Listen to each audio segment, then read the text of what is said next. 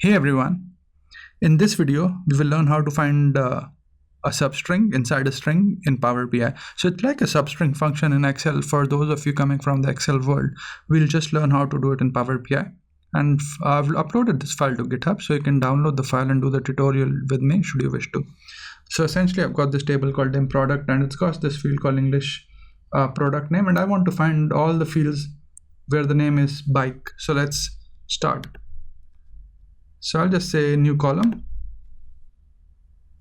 and for lack of originality we'll just call this column bike, where we will just use the find function, which is the same as the substring, and then I will say I wanted to find in English, I want to find the text bike in English. So remember, this is case sensitive.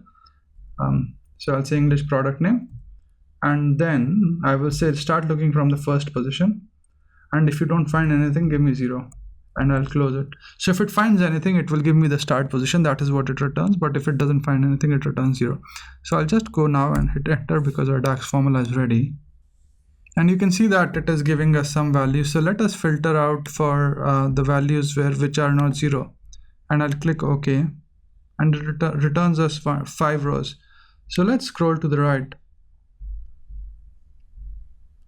So you can see this one, the first word is bike, so it would have returned 1. Scroll to the right, yes, and then for the other ones, depending on where the term bike sits, it has returned that integer value. So in this video we've essentially learned how to find a substring inside a string using the find function, which is a DAX function. I hope you find this video useful, and thanks for watching this video.